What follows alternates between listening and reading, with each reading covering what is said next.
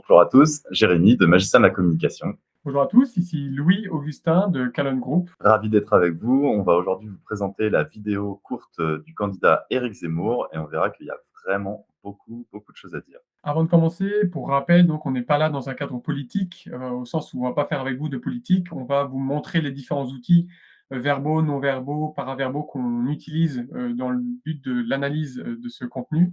Rien de tel que les vidéos des candidats qui ont été travaillées, qui ont été coachés par des conseils en communication pour vous montrer les bonnes pratiques, pour que vous puissiez réussir vos vidéos et vos prises de parole en public.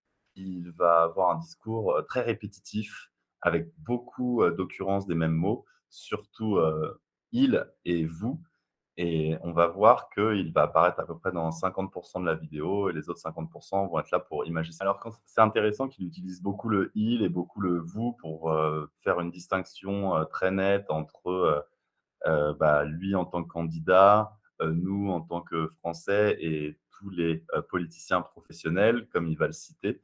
C'est un texte qui est très rédigé en forme de yes-set pour qu'à chaque phrase, on ait envie de dire «oui» et on ne puisse pas contredire ses arguments et donc il va essayer de mettre le cerveau dans des rails pour qu'on écoute jusqu'à la fin.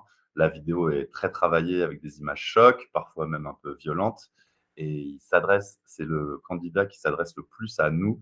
Il répète «vous» 19 fois, je crois, et «vous avez raison» 6 fois dans la. On va bientôt le voir s'exprimer devant la caméra, voilà. D'entrée et pendant presque toute la durée de la vidéo, on s'aperçoit qu'on voit, on voit plus une oreille que l'autre.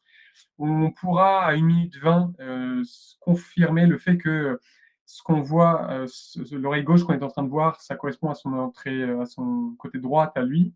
Et du coup, voilà, ça traduit une espèce déjà, d'ores et déjà, que ce soit en lien avec l'exercice ou en lien avec le sujet ou en lien avec les gens qu'il est en train d'imaginer, il y a une mise à distance. On voit clairement plus son hémiface droite que la gauche. Et dans le cadre de la structure qui est cette vidéo à l'heure actuelle, puisque ça ne changera pas tout le long, et bien voilà, ça traduit une mise à distance, un peu comme Valérie Pécresse dans le cadre de l'analyse de sa vidéo. Sur cette image, moi, ce que j'ai remarqué directement, c'est qu'il porte un costume noir. La plupart des politiciens sont en général en costume bleu marine et avec une cravate très serrée et surtout, son environnement est intéressant puisque les autres candidats vont plutôt filmer dans des espaces, verts et à l'extérieur et lui filme à l'intérieur un peu à la manière de l'Élysée, comme si on pouvait déjà le projeter en tant que président en train de nous faire un discours, comme, on a l'habitude de les voir.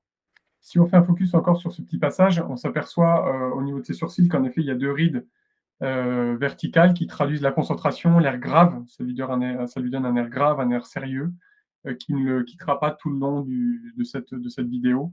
C'est une micro-expression de dégoût de temps en temps. Les seules fois où on va voir des gens sourire, c'est dans les vidéos pour imager son propos, mais pas pendant qu'il fait son discours. Oui, effectivement, il a un air très solennel et très grave. Donc je ne suis pas un politicien professionnel, ça c'est un aveu qu'effectivement il joue, sur la cour des politiciens professionnels puisque effectivement quand on utilise la négation, on a tendance à, évoquer, ce que l'on est et faire un aveu, dans ce sens-là. Quand on dit qu'on ne dit pas, même en disant qu'on ne le dit pas, on le dit quand même. Et finalement, c'est qu'il y a probablement une raison cognitive derrière.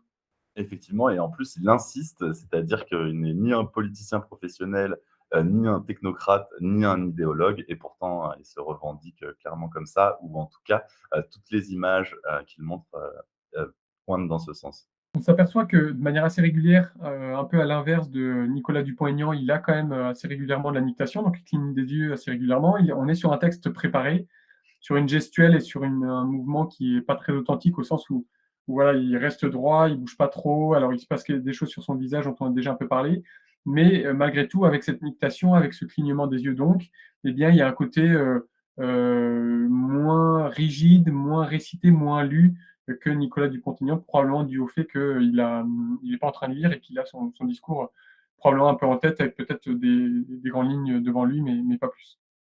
Un discours, très bien écrit avec beaucoup de répétitions. Mais là, je vais faire un focus sur du non-verbal avec cette posture de victoire. On a vu beaucoup de candidats, qui avaient cette image d'eux avec les bras en l'air et effectivement, c'est une technique, de motivation et une posture, qui est bien connue, de tous les formateurs et les coachs, conseils en communication puisque, vous pourrez voir, le TED de Amy Cuddy qui explique, comment, faire baisser son stress grâce à ce geste de Power pose. victoire avant de rentrer sur scène. Les power poses, ouais. Les power poses, encore une.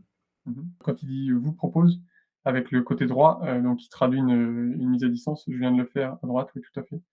Et ce qui traduit une mise à distance, est-ce que enfin voilà, rentrer dans l'interprétation, c'est compliqué, on n'est pas dans sa tête, on peut émettre des horizons de sens, on peut pas être sûr, on ne lit dans la tête de personne, bien évidemment.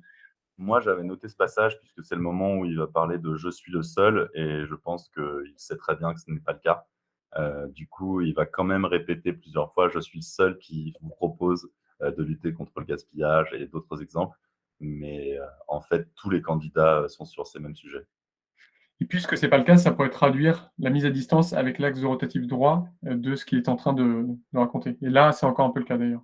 Et là, il resitue, certains l'ont fait en citant la date, le 10 avril. Lui dit directement dans l'isoloir: «Vous aurez le choix entre eux et moi» et donc en fait, il cherche aussi à ce que les gens, les spectateurs puissent se projeter et à faire la distinction entre eux et moi, donc les autres candidats et lui. Dans un cadre spécifique à Éric Zemmour, on constate, que il me semble qu'il a des lunettes depuis pas très longtemps et on constate sur les plateaux télé que dès lors qu'il est dans une dynamique d'écoute active et cetera, il touche très régulièrement, il remet très régulièrement ses lunettes en place. Là, le fait qu'il ne le fasse pas traduit aussi ce côté préparation. J'ai mon discours préparé, j'ai mon discours écrit, j'ai mon discours qu'il faut que j'appuie, sur lequel il faut que je sois concentré et donc probablement que de sa préparation non verbale, il y a le fait de il ne faut pas toucher ses lunettes parce qu'on a dû lui recommander de ne pas le faire. Bon, beaucoup de choses à reprendre dans cette vidéo. Elle est très bien travaillée, des images chocs, un discours très, très bien écrit, un discours qui interpelle où, le candidat va répéter 21 fois, «vous», pour vraiment essayer de parler, aux spectateurs. «Vous avez raison», bien mettre la distinction avec, les autres politiciens. Il». C'est aussi le seul, avec Valérie Pécresse qui dit une fois «moi», «avec moi» et même il le met encore en distinction, vous aurez le choix entre eux et moi. Vraiment, il essaye de créer un écart pour montrer qu'il est différent. Pourtant, cette vidéo, elle montre pas qu'il est différent, elle montre que il a utilisé tous les codes que le président utilise, un art oratoire très travaillé et avec beaucoup de répétitions. Et pour revenir sur le «eux» et «moi», c'est ce qui nous sert à faire l'étalonnage, de l'axe de la vidéo pour savoir où est sa gauche, où est sa droite. Donc c'est intéressant, enfin, c'est rigolo sur la partie purement symbolique, en effet, qu'il utilise ce «moi» et que ça nous permette de s'étalonner. D'un point de vue purement authentique, on est sur quelque chose de plutôt authentique. On sent qu'il même s'il n'est pas politicien, il a été quand même par le passé, très longtemps en contact de ces derniers. En plus du fait que c'était un homme, habitué au plateau télé et cetera. Donc on sent qu'il est en train de monter en compétence, je dirais, dans un côté politicien professionnel, même s'il essaie de s'en éloigner le plus possible, avec une préparation qui est très chiadée. Jérémy nous disait un discours qui est bien écrit, qui est très bien écrit, et une posture non verbale qui est à la fois authentique avec de l'annotation, avec un certain nombre de choses qui se passent, et en même temps contrôlée, ce qui tend vers la non-authenticité qu'on ne recommande pas, vous l'avez compris, avec du coup le fait de ne pas toucher ses lunettes par exemple, une certaine forme de rigidité, une concentration, tout ce qu'il y a derrière, le fait de se tenir droit, le fait de ne pas avoir d'autocontact, et cetera. Donc on est sur une authenticité plutôt moyenne. Il y a beaucoup plus authentique, Nathalie Arthaud par exemple, me vient en tête. Il y a beaucoup moins, je pense que voilà, Nicolas Dupont-Aignan est le moins bon, dirons-nous, d'un point de vue purement authentique donc, factuellement parlant. Donc on est sur une vidéo plutôt agréable qui respecte le temps, qui d'un point de vue authentique, voilà, est donc plutôt assez bonne, qui a été bien préparée, mais sur lequel il y a encore des axes, de progrès et d'amélioration.